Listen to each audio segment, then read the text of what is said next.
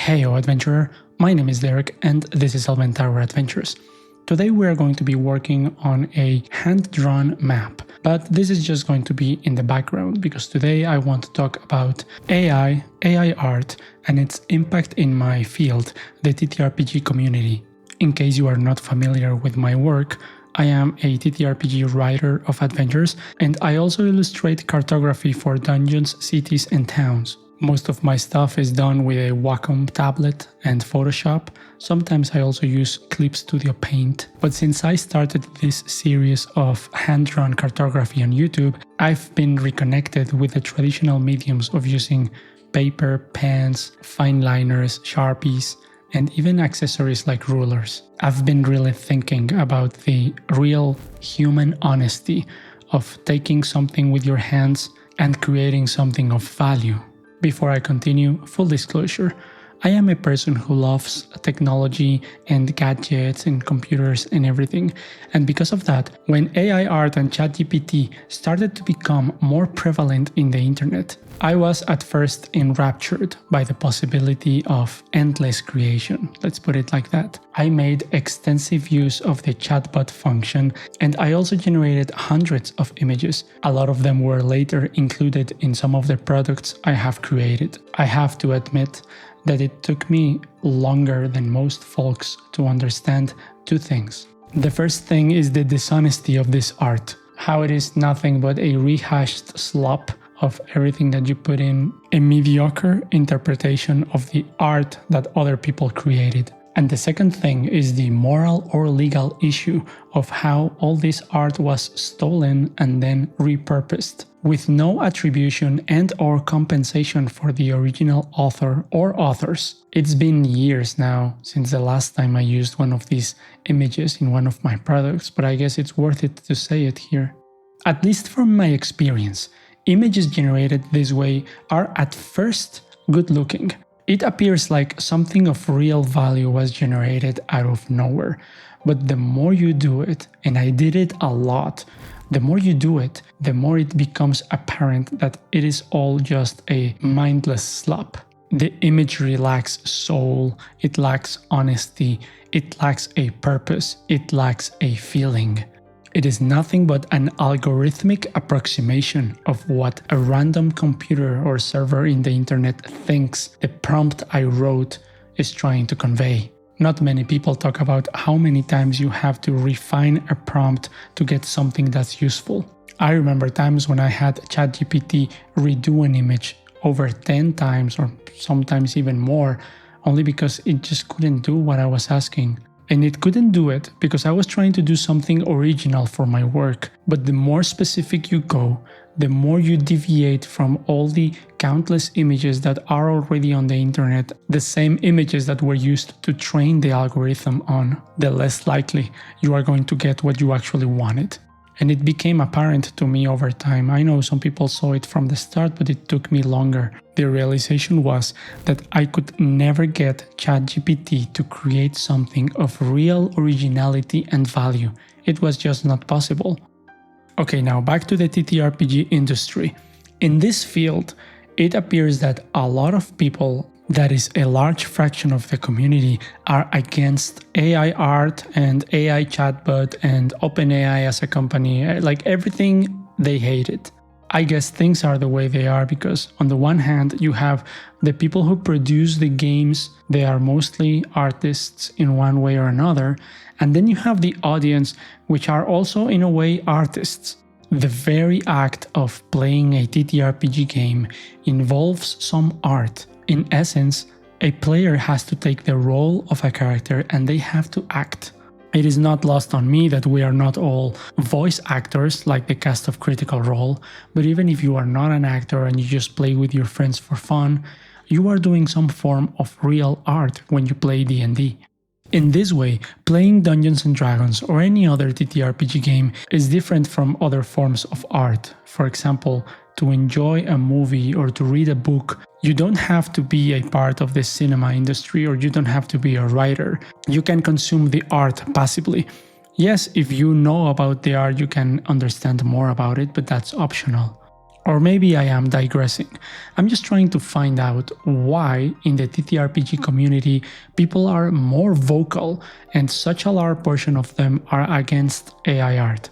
So this was my theory about it, but if you have a different idea that would explain why people are so against AI art in the TTRPG community in particular, leave a comment below. As a thought experiment for this video, I've just asked ChatGPT what makes AI-generated art genuine. Before I tell you the answer it gave me, this is a question that's just nonsensical to ask. I already know how these chatbots work. It is not going to contradict me, it's only going to tell me what it thinks I'm trying to look for. And also, I know that these chatbots are biased. Most likely, it is pre-programmed to defend this. But okay, this is what it said. Quote, "Whether a particular AI image feels genuine depends less on the technology and more on the relationship between the human and the work.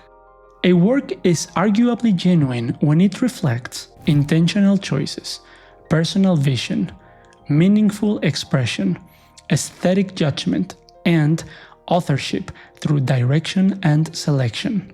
End quote. So as you can see, it defended the AI-generated images as genuine art.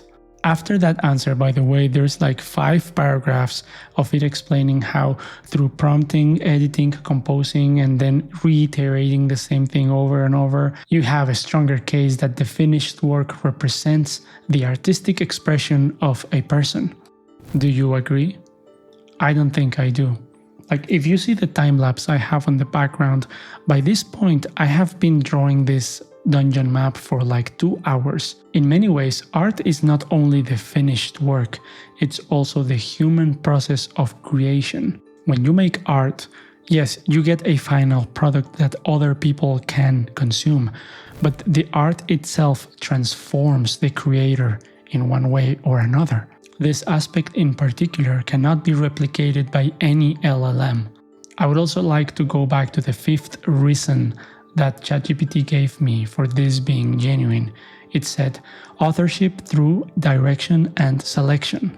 I guess that in essence, the concept of authorship is subjective. Conversely, the concept of authorship is also a legal term. When you create something, it is protected by international IP law. You are the sole owner of the work and you can do whatever you want with it. It is your right because it is your property. In this way, the map that you see me drawing in the background, it belongs to me. But here, ChatGPT is trying to argue that through direction and selection, you become the author of whatever it creates. But time and again, courts around the world have ruled that images created in this way cannot be protected by IP law and are essentially in the public domain. I think we are all quite certain that ChatGPT has access to this information, but it chose to ignore it, hence revealing the biases that are programmed into it. Over the past few years, I've heard of a lot of people who are quite worried that AI stuff is going to steal their jobs. Even I was worried for a while that my creative endeavors were endangered by the existence of stuff like ChatGPT. I am aware that a lot of people have actually been laid off because they were replaced by a chatbot or something like that. However, in the world of art, the more time passes, I am starting to see that things are turning around. OpenAI cannot really create something that is new. Only humans can create something that's original. 2 examples come to mind. First is a small band from Quebec, Canada. Their name is Engine de Poitrine. If you know them, you know what I'm talking about. They have this very strange to listen music with some microtonal guitars. It's quite something to experience. If you truly tried to create something like their music with one of the AI music apps, you could never do it. It's an original thing and it couldn't be replicated before it was created. Now that it's out there, maybe it can try to copy it, but it is what it is. It's a copy. My second example is the recently released movie by Christopher Nolan, The Odyssey. Okay, so as you probably already know, this mad lad decided to use the most obtuse way to film a movie on site without CGI with 70mm IMAX cameras, and then release it in a way that you can only watch it in its full extent in like 40 theaters around the world. Nolan did all this pursuing greatness in his art, and yes, he's going to be criticized for being a gatekeeper and having it be paid to watch and whatever you want to say. But it cannot be denied that this man has an artistic vision, and he was willing to let the movie tank to get whatever he wanted. And all this work, Nolan's determination, the pursuit of greatness, all this cannot ever be replicated by a machine. When you create a work of art, you can choose to go big, you can choose to go weird, you can do whatever you want, and it cannot ever be replicated by a machine. Because the transformational process of creating a work of art, how it changes you as a creator, that doesn't ever happen when an image is generated by ChatGPT. And so I am not worried. Not anymore, at least. If anything, I think that we all artists should take this opportunity to step up our game. A lot of people are not working on their skills, they are relying too much on ChatGPT and the bots and the apps, and they are becoming complacent. And I would also say that they are becoming useless in a way. I remember how it affected my performance a few years ago. Like I mentioned before, I used the OpenAI chatbot a lot.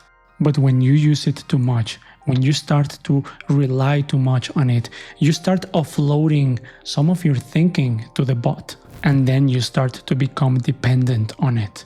And when you are that far in, and I was there at some point, you become a little dumber, and the more you use it, the dumber you get.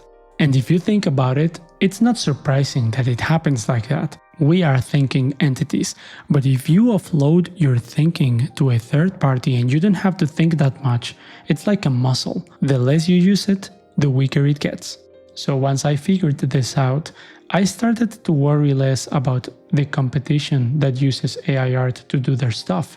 The fact that they are using AI art for their creations means that they are also becoming more reliant on it. They are becoming dependent on a third-party tool that's also getting more and more expensive over time. Maybe I'll talk about the costs on a different video, but the way it's going, this is like a rock ball. They got a lot of people dependent and reliant on the chatbot, and now they are upping the prices like crazy. But the good thing is that if you work on your skills, like I'm trying to do here, your skills do not become more expensive, they actually become cheaper, and the end result of your skills becomes more valuable.